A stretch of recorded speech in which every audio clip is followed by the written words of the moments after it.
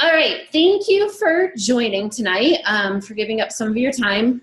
So I had the privilege of going to the GoPro event last week in Vegas, and it was an amazing event. There were all sorts of things that stuck with me. It was like a 2.5-day event, but the days were super, super long. There were all sorts of speakers there, and I think every speaker added value to me as a person, and then I was able to relate it to my business as well. So I'm going to go through and share a little bit of what I took away from this conference, and then also apply it to Beachbody coaching. This was a general network marketing conference, so a lot of it was kind of not necessarily geared towards Beachbody, but you could definitely take what they said and make it Beachbody. So that's kind of what I'm going to share. For all of you that don't know me, my name is Nina Piers. I live in the Front Range of Colorado. I have 3 kids, so if they pop in, I apologize in advance.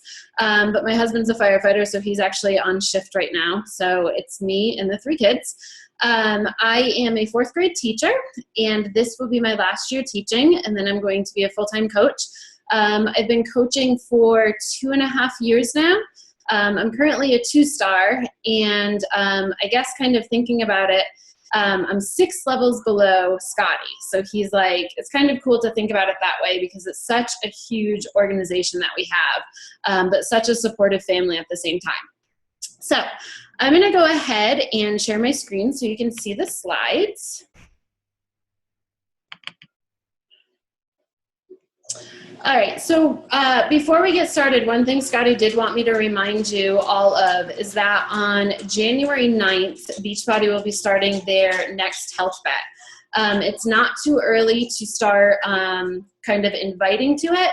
I know I've been having conversations with people and trying to get people excited because we really don't have that much time before Christmas, and then that week from Christmas to New Year's, everybody seems to kind of be with family, not so much on social media. So now is a great time to start talking to people about the health bet. So before I jump into it, I wanted to talk to you about live events. So obviously this was a pretty big commitment to go to the GoPro event. It's expensive, it involves travel, but it was amazing in so many different levels. I feel like sometimes we feel like we are, all by ourselves in this business, but we were able to sit in a conference room or a convention center with 20,000 people that were doing the same exact thing that we were doing, facing the same exact challenges that we were having, but also reaching these amazing goals. And it's so cool to be able to see how successful people have been with their businesses doing exactly what we're doing. So obviously on a much smaller scale, there is the Super Saturday coming up January 7th. I would make it a priority to get there and just to kind of surround yourself by those like-minded people so you can feed off of all that energy. Now, like I said, I'm going to share these slides with you, but something that I wanted to do was I wanted to share all of the names of the presenters that really kind of resonated with me. So these were people that shared up on stage, and to share on stage, you actually have to be a 7-figure earner. So these people are very successful in whatever network marketing company that they work for. They weren't allowed to tell us or promote their company, but obviously if you Google them or look on Facebook, you can see what company they work for. But following them on social media is kind of a good idea because you can see how they post and how they build those relationships, and really still continue to get the inspiration and the business advice from them. So these were some of the names that stuck with me, and I'll share this so you guys can see it in bigger font and stalk them yourselves. So the first one I wanted to talk about was John Addison.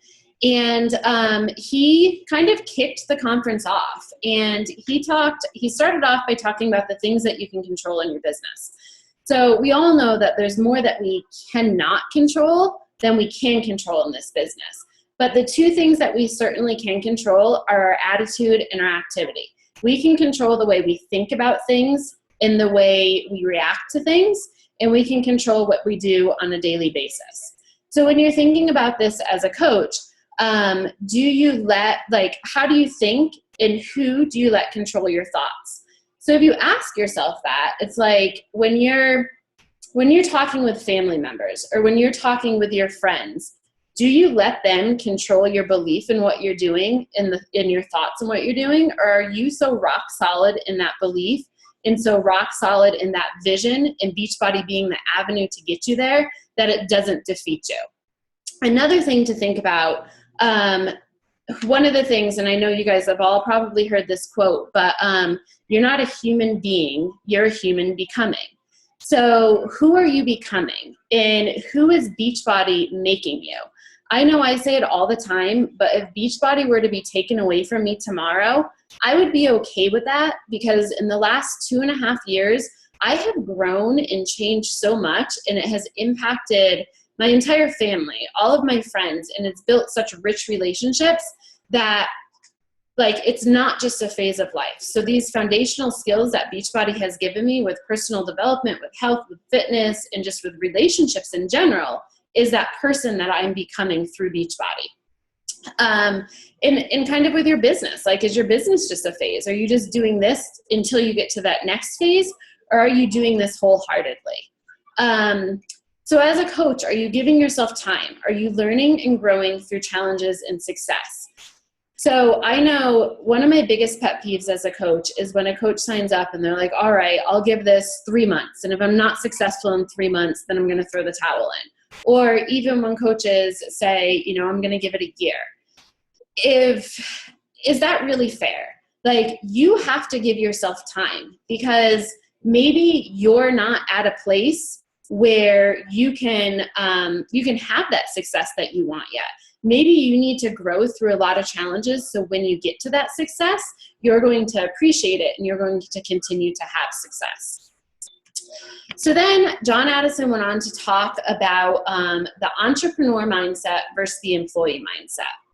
So I don't know, as a parent, I see myself doing it to my kids. And now that I'm aware of this, it's like killing me. And as a teacher, I do this as well. So we're trained at a very young age to do exactly what we're told to do. I know when we're getting ready to go to school in the morning, it's like, okay, you've got to get dressed, you've got to brush your teeth, you've got to put your shoes on, do you have your breakfast, do you have your lunch? And it's almost like we micromanage. And then as a teacher, hey, everybody sit in your seats, get your book out, turn to this page, do that. And it's super, super structured. And it's that way ever since our kids are born, really all through college. So it's very natural for people to have an employee mindset. What do? You go to work, you have your job description, and you need to do those tasks on your job description. Otherwise, you're going to get fired and you won't have a job. So what's the difference between an employee mindset and an entrepreneur mindset? Well, employees need to be told what to do. They need to be told when to do it, and they need to constantly be like checked in on. Whereas an entrepreneur mindset is a little bit more free. It's a little bit more creative. They figure out how to solve problems. They take action, and they just make it work. So when you're thinking about your coaches, but also when you're thinking about your challengers, like, do they have an entrepreneur mindset or do they have an employee mindset? And if they have an employee mindset, it's not a bad thing. But that's when you need to really make sure that you have your systems in place and you're giving them that proper training. And even with challengers, like, you can give them the tools, but if you're not checking in with them and you're not telling them, okay, this is what you need to do. Do you have this done? Now that you have this done, make sure you do this. I've even had challengers where I need to say, okay, now you've been modifying this program. Let's, go up on your feet and try a push-up one time. But sometimes, like, they really are black and white thinkers, and they need to be given permission to go out and try. And then, like, there's that whole failure thing too. Like, employee mindsets, they have a really hard time going out there and failing. Whereas entrepreneur mindsets is kind of like, they're all in, like, sure, if I fail, I'll just try the next thing. There's always a next thing. So that's something really important to consider when working with your coaches, when working with your employees, but also think about it yourself, because that might change your relationship with your coach too. Do you have more of that employee mindset, and would you like your coach mapping things out more for you? So next up, we talked about turning obstacles into opportunities. So the teacher in me instantly thought of the growth mindset. So as an educator, I teach my kids to fail fast and to learn from their failure and then to move on. And this is a very new, like 21st century learner skill. Whereas when we were in school or when I first started teaching, it wasn't okay to foul. Like we were shamed for fouling and it was embarrassing to foul. But now here we are as Beachbody coaches and they're saying, yeah, fail fast and continue to fail and continue to get rejected. And it never feels warm and fuzzy. But if we change that mindset and say, well, what can I learn from this obstacle? How can this obstacle become an opportunity? So when I'm thinking of Beachbody, I'm thinking of all the judgment I get, the different things that, people say about what I'm doing, especially when I start telling people that I'm going to quit teaching. I'm going to quit my career. Like, yeah, my master's degree, I'm not going to need it anymore. And then just the objections that we get. It kind of, I look at those and it's like, how can they be opportunities? Well, when I'm getting all of that judgment, I can teach people what I'm doing. I can really not prove to them, but show them exactly how amazing this opportunity is. And I can continue to grow and overcome it. And in time, like we have to give it time, we have to trust that. But in time, we can also show them that we have overcome this and we are growing to be a better person. So next up, I loved this because, again, as a teacher, I'm going to associate a lot of these things as a teacher because I think teaching and coaching go hand in hand. But we have this generation right now, and we call them the entitlement generation. We say kids are so entitled, and actually our society is so entitled. And as soon as she said, I'm going to talk about entitlement, I'm like, oh gosh, here we go. But she put a positive spin on entitlement. And she said, it's not this bad thing. It's not this bad word. And I was like, you're not going to convince me on this one. But then she actually did convince me on it because she said, if you are entitled, then you're deserving. You see yourself deserving success. You see yourself achieving great things, and you're designed to have great things. You're designed to do great things. So one of the things that she said is you cannot give what you don't possess. So when you're trying to help someone, if you don't possess that skill, you can't help them with that skill. And I think as coaches, we're always looking for people that we can kind of save. And that kind of goes with that skill. If people are entitled and they feel deserving, then when you're having this conversation and you're recruiting people, and if they have that attitude, then when you're talking to them, it's not so difficult for them to say, okay, I can do what you do. That doesn't seem too hard. Sure, I can make this into a business. So she said, look for people that that deserve more. So as Beachbody coaches, we like to save people. We like to help people. That's what we do. But it's okay also to think about those people that are successful, that already have that deserving attitude and that entrepreneurial attitude, and go and have these conversations with them. Because those are the people that are going to jump right into this business and have that success. So your potential is hidden in your personal growth, and you can rewrite your story. So at any time you can say, okay, I do deserve this. I know Scotty tells his story about how when he just put it out there that, this is his goal, this is what he's going for. And by putting it out there to the world, it allowed him to achieve it. So it's the same thing. Anyone on this call right now, anyone listening to this call can be a top coach. We're no different than top coaches.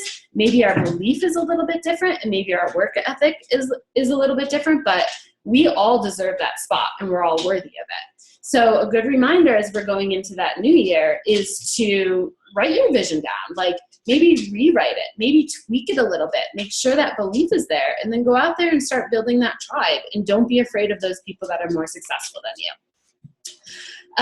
So the next one is about being you. So you're not Beachbody. This made me think of, okay, go on and do your social media check. When people go onto your page and they scroll through the last 5 posts, do they know 5 different things about you? Or do they know that you're a Beachbody coach and that's it? Like, what do they know about you? I know I'm at a point in my business where I'll be out in the community and people will come up to me and I have no clue who they are, and they're just going to start talking to me. They know all my kids' names. They'll ask me like these random questions about teaching or about the chickens or about the kittens or whatever it is, because I'm always sharing me. Like, I look at Facebook as being an open book of my life. One thing that I love this saying, it's fire your brain, hire your heart, and love like crazy. And I think if we run our business with that attitude, then the sky's the limit. So this network marketer, he was actually a recovering alcoholic. And he kind of runs his business off of the same philosophies as like recovery. So he came up with these 7 different principles. And basically what they all sum up is that as coaches we serve. And it's our purpose to help others. So no matter what you do, no matter what conversation that you have, and no matter what relationship you form, it's your job to make that person feel better. You want that person to leave that conversation feeling better about themselves and feeling better about whatever situation it is that they're dealing with. You can't go into a conversation looking for a new coach. You can't go into a conversation like looking for those SC points or looking for that rank advancement. And then when you continue to work with people, it's the same thing. When you're talking to coaches and when you're talking to challengers, you want them to get off the phone with you or leave that meeting just feeling great about themselves and feeling on top of the world, because that's our job. Like, our job is to help them reach their fitness goals, help them be healthier, help them stay on track with nutrition. But really at the end of the day, our job is to help other people live a better life and be more fulfilled. So next up we have dream sketching. So this was interesting. This guy, he talked about how from a young age he had these wild and crazy dreams. And he wrote his dreams down. And his first dream was to walk on the red carpet. So he wrote it down. Never had any idea how he was going to get there, but it was just a dream of him. He really wanted a dream of his. He really wanted to do it. So he wrote it down. And long story short, the dream, through a friend that he knew and a person of a person, he ended up walking the red carpet. And then his next one was to travel to space. And I guess he's like on the list with Richard Branson to be one of the first citizens to travel to space when he gets his Virgin Galactic going. So to me, it made me kind of think, like, as a mom and as a teacher, we hear our kids all the time saying these big crazy things. Like, the biggest ones I hear are, I'm going to play in the NFL, or I'm going to be president, I'm going to go to the Olympics, I'll be the first, person to go to live on Mars, or whatever it is. And we don't ever say, oh my gosh, you're crazy, no, you can't do that. What do we say? Oh, sure, work hard for it and you can get there. If you want to be an NFL player, then you've got to work harder than the other players out on that field. If you want to be a president, then put your mind to it, and this is what you have to do. But then when we become adults, all of a sudden we're like, no, I can't do that. That's too crazy. Like, I'll never be able to do that. Like, I'm a teacher. Like, that's what I am. And, maybe I could be a principal one day and that's about it. But no, I can't go be president of the United States. But why can't you? Like, you can, and you have to change that thinking. So whatever your dream is that you have, write it down. And this can be business related, but it doesn't have to be. It can be personal too. And when you write these dreams down, you don't need to have a way to go get them, but you have to write it down and you have to have some sort of belief. And when you write it down, you're declaring it, and then eventually you'll figure out a way to achieve it. So, all right, next up. So Tony Robbins for me was probably the one that had the greatest impact on me personally. And it just, I think probably everybody could agree with that. We spent the most amount of time with him as a speaker. And just, I don't know, it's life-changing. It truly is life-changing. And to be honest with you, I walked out that night and was like, all right, I need therapy. But he's that good at kind of just tapping into, it was like 3.5, 4 hours, and he can just really tap into you. And it's like, but there's so many things that you can definitely apply to Beachbody that he was saying, and you can really apply it to your life. So that was another great thing about this conference. It was all network marketing. We can apply it to Beachbody, but it makes an impact on you as a person, as a mom, as a teacher as well. So one of the things he talks about is that it only takes a moment to change your life. So we can all think about the moments that have changed our life. Like the moment I decided to not drink anymore has drastically changed my life. The moment I decided to marry my husband has changed my life. The moment I had kids changed my life. But then, can you think about that moment with Beachbody? Now, something I can share with you is that it's been exactly a year ago at our team's Winter Summit was when it was a changing moment in my life as a Beachbody coach. Going into Winter Summit last year, I remember saying to one of my coaches, yeah, when I'm, given that choice between teaching and Beachbody, I don't know what I'll choose. But at the end of that weekend, I was like, all right, I'm putting it out there. I am all in Beachbody, and this is what I want to do. Like, I want to be done with teaching. This is what I want to do. And from declaring it in that moment forward, I have just been like, all right, I'm going to wake up super early. I'm going to work harder than everybody I know. I'm going to make this work. And I just really put all of my energy into it. And that was my defining moment as a Beachbody coach. And I know I'm going to have more, but that one was the most significant one. So Tony Robbins talks a lot about high energy in your actions, being driven more by emotions and feelings and thoughts, and really tapping into what those feelings and thoughts are. So nerves, doubt, and lack of belief are going to come across when you're meeting people.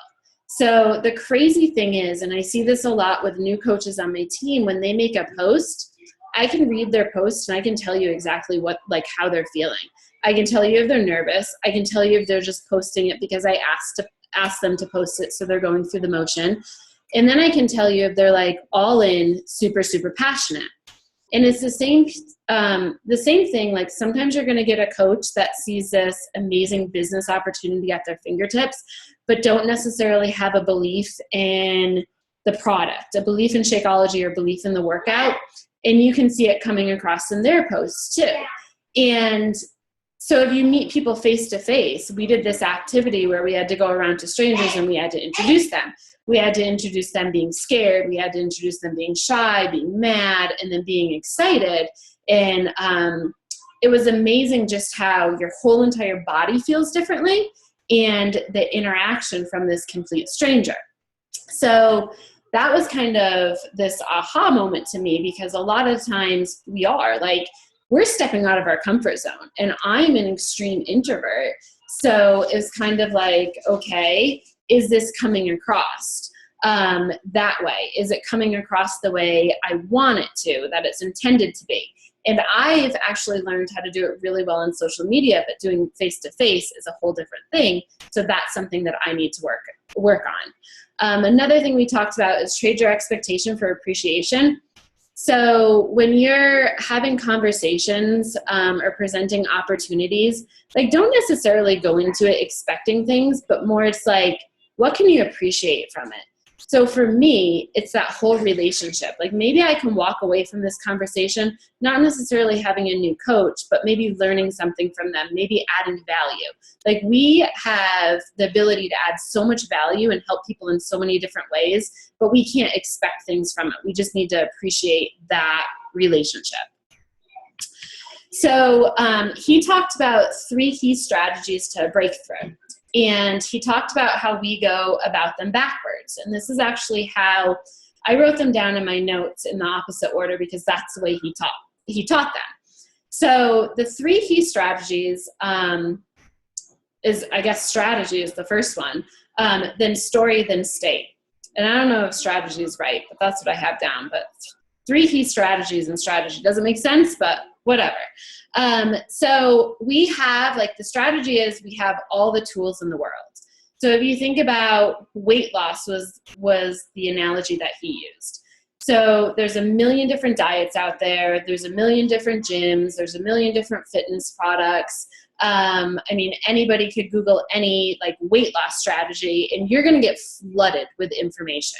So the strategy is all that information, all of the tools that you have. So then after you go, so you make the decision you want to lose weight. Then you go out there and you select a strategy to lose weight. And then you go to the story. And the story is what you tell yourself.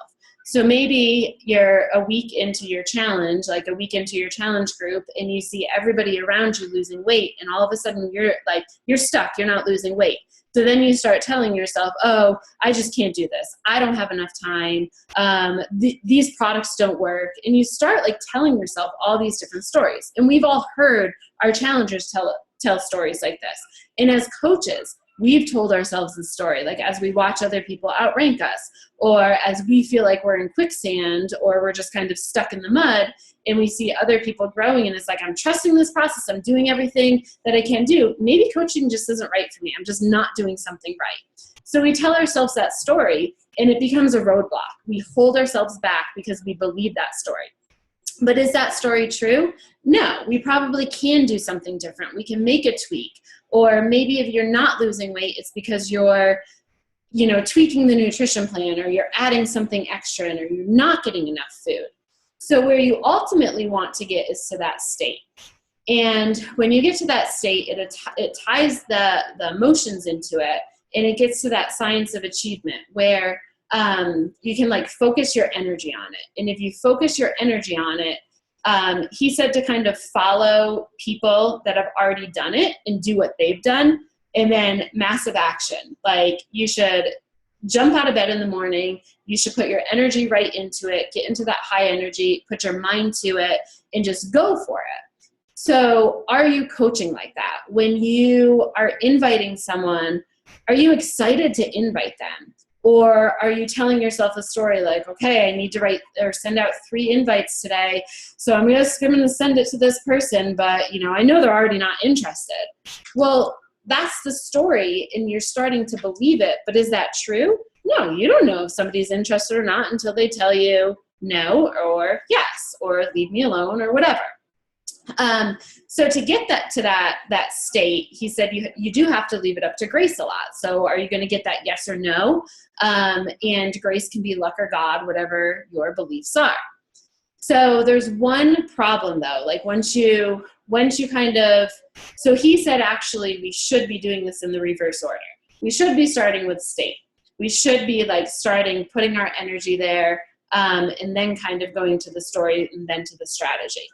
But we just don't think that way. So we really need to kind of concentrate on that state a little bit more, or at least make sure we get to that point.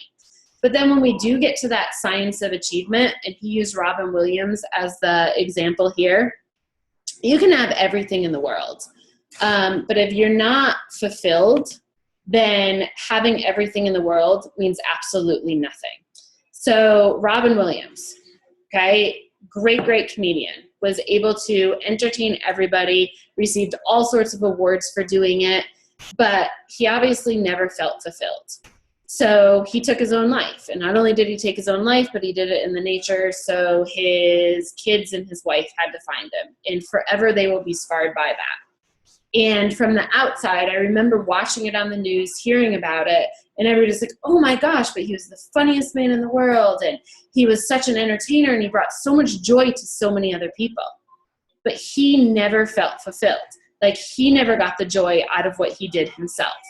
And we need to be careful about that no matter where you are in this business as a coach, because we are so goal driven and we might be rank driven. But if you're not stopping, and if you're not enjoying this journey, and you're not feeling fulfilled, then you're never going to be happy. It's never going to be good enough. And you need to question, why are you doing this?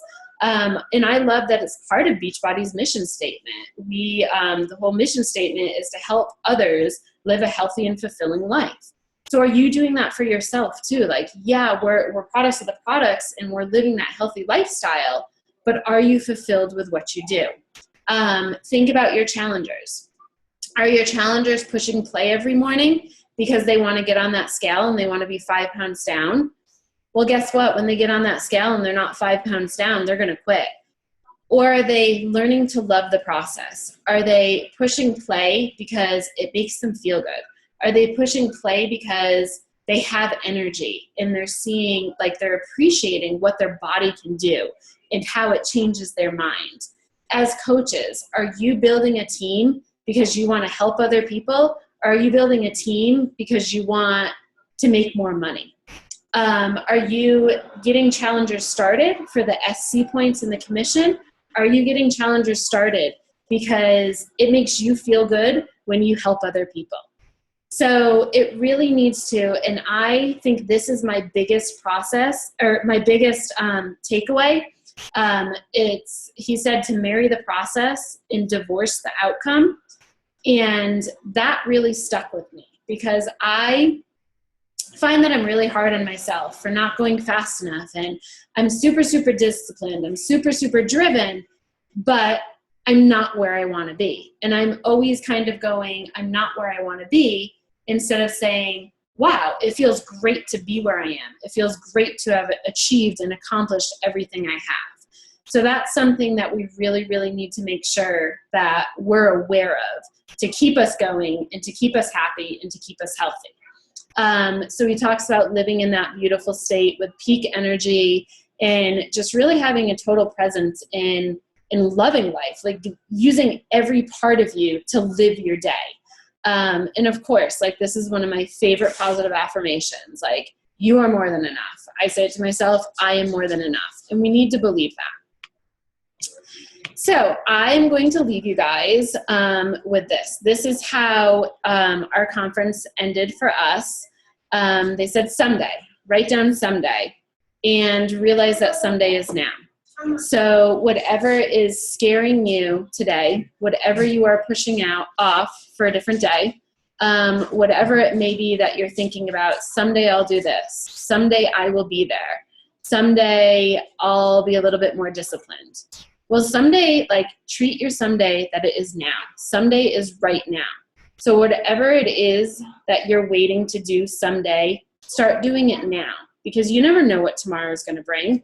But you are in control of what you're doing in this moment, and you are in control of where you will go if you start working on that now. So say yes to what you used to say no to. So think about that. Like, we all have the same amount of time, and how we use our time is different. Like, say yes to some things. Like, say yes to the things that scare you, and have that mind shift. And for me as a mom, one of the things that stuck with me the most from this whole entire conference was when another mom got up there and she said, a day in the park costs nothing, but it is priceless. And be the heroes our children seek in the world. And that's what we can do as Beachbody coaches. That's what we can do as entrepreneurs. We can give our kids, our family, our friends, our partners that time, and we can make an impact on their life. My husband, for some of you know, some of you don't, but he had a little stint in the NFL. And now with our kids being a little bit older, their friends are all like, oh, so-and-so is awesome. I want to be just like him. Look at him. And my husband always says, why would you look up to him? Like, I want my kids to look up to me. And I think we have the power to do that with what we do. We can change lives. And how cool is it for our kids to see that impact that we're having on other people? So we can truly be their heroes, and we can make that life that they deserve. So that's what I have for you. I'm going to stop sharing. I will open it up for questions. And I can't see everybody right now, but there are quite a few people on this call that were at the GoPro event. So if any of you want to chime in with a takeaway, feel free to do so. And let me know if you have any questions. I think you're all muted, so go ahead and unmute yourself if you want to chime in.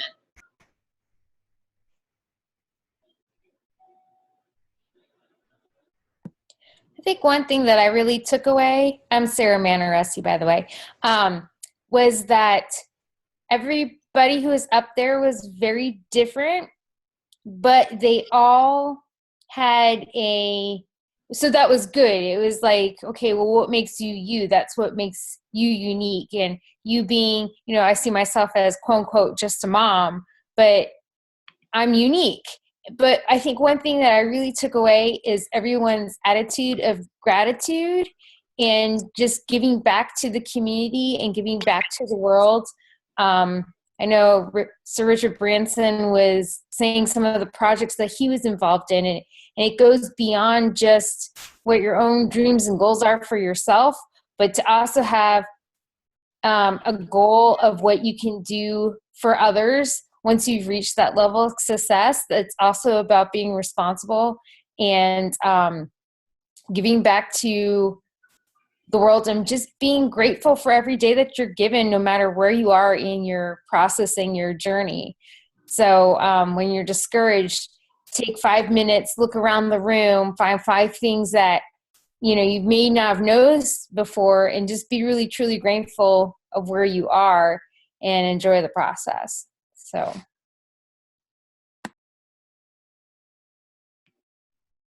absolutely. I think everybody was talking about giving. So they said, if you're not growing, you're dying. And in order to grow, you have to be giving at the same time. So make sure you're giving to others, whether it's by adding value to their life or actually going out there and finding charities that you can work with and all of that stuff. Anyone else? I actually have one. So my name is Juliana. For those of you who don't know me, I was fortunate enough to attend GoPro's, my first winter summit with everyone, and my first GoPro event. I wanted to mention the importance of getting to events because I really struggled to make this one happen personally. No, sir, it's bedtime, sorry. I struggled to get there personally. We didn't have it financially. I wasn't there mentally. I wasn't sure that it was going to be something that was for me. But just as important as the things that we learn in these events and that we take away from them, we learn just as much, if not more, about ourselves and our teammates and the little things by the conversations we have. For me, that's where a lot of the magic happened. Tony Robbins was great. I had a really good breakthrough moment with that. And I liked how Eric Ward, he talked about, right before when he was talking about strategy and things like that, on one of his slides, he gave, in his closing ceremony, the first 2 points he said, the first one was decide. You have to make a decision.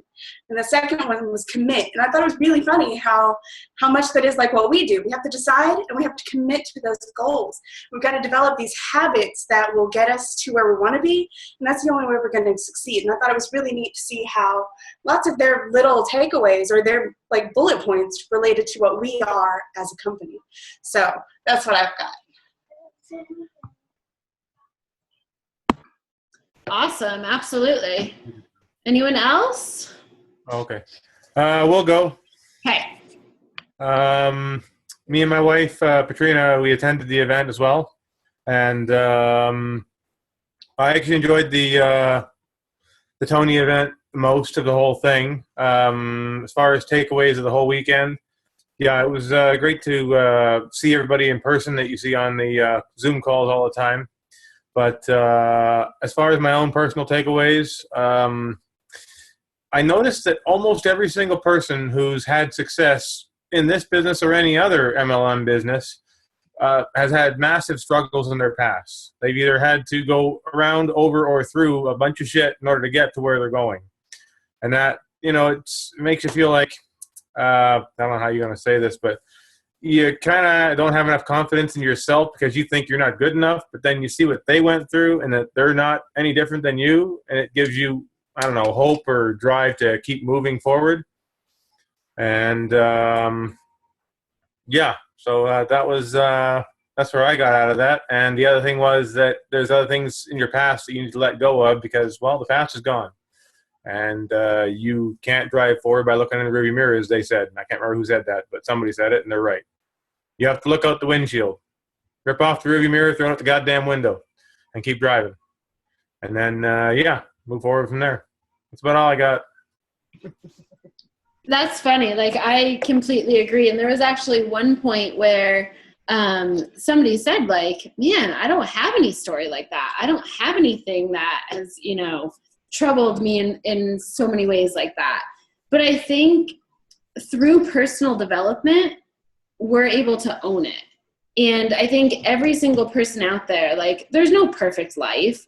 There's no, nobody that's had an easy road. Like, everybody has faced something at some point, whether it's, death or failure or whatever, that has really shaped their life. And I think we're just in that situation where we've become vulnerable and we share it and we own it.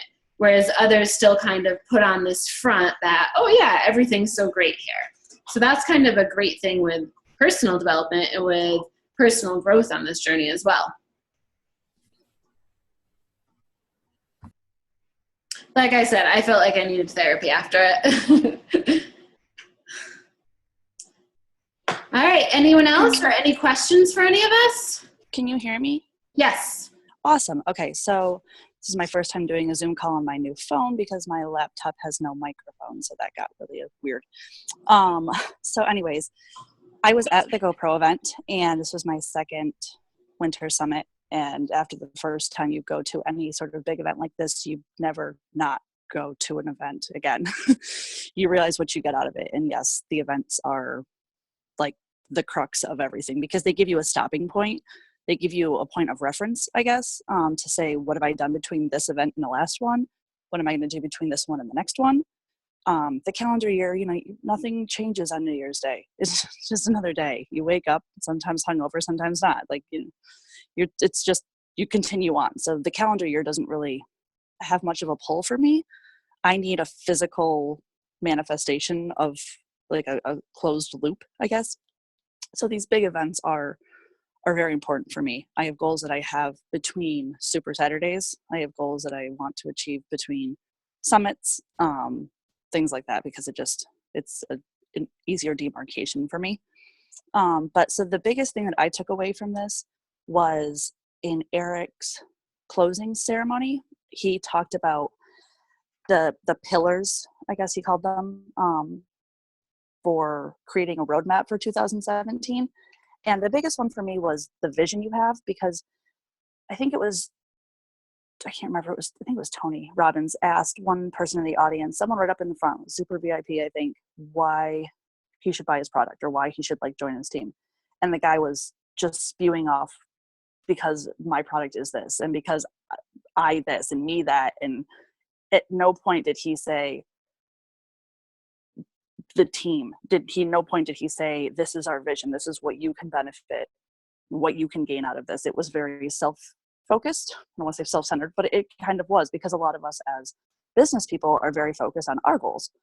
And we forget the value of a rock solid vision when it comes to long-term success.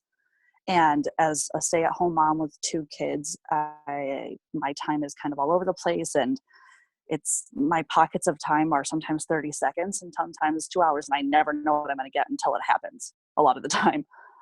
So having the vision was something I just never really put my finger on. I never really saw that as the reason I wasn't attracting coaches to my team. And the funny thing is the 2 coaches that came to me out of the blue, my first 2 coaches, they came to me because they have the same vision. And it's just one of genuine help. They just want to help other people. They don't really, they want to be in shape and be healthy, but they just want the world to be a better place. It doesn't involve physique competitions. It doesn't involve weightlifting and bodybuilding. It doesn't involve these things that they don't have to be cut. There's no intense goals. It's more of a generic feeling of doing something good for the world. So I've had to kind of stop and think about what my vision is and what attracted those people to me and everyone since those first 2 to me. People who come to you when you bring somebody to a Super Saturday and they're like, oh my God, this is amazing. I get it. I get why you do this. I get why you don't shut up about this. this is amazing. You see people, their stories, and like, I think it was Adam or Mike who was just speaking.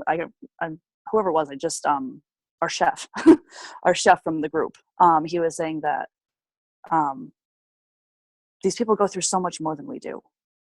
And you kind of get microscopic about it, and you don't think long term. You don't think, oh, this is the grander vision that people are trying to get on board with. So it's easy to think small term, but really, if you think broader and don't worry about all the little things, you can see that they're just little tiny stumbling blocks, not monumental mountains to cross.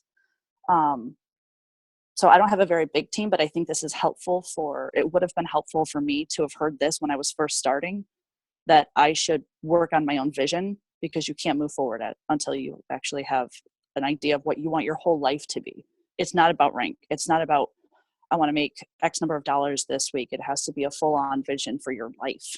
And it can change, but you have to have something set crystal clear to work off of, because otherwise you're really just like swimming in the ether. So that's what I got out of this. It was the biggest thing for me. Awesome. I agree. I think vision, if you have one, you're willing to get uncomfortable. You're willing to just, I don't know, if you put your energy towards that vision, you're willing to do a lot that others won't do. But if you don't have your vision and you don't have your why, then it's like, well, I don't need to invite people. I don't need to talk about this. I don't need to do this. So definitely.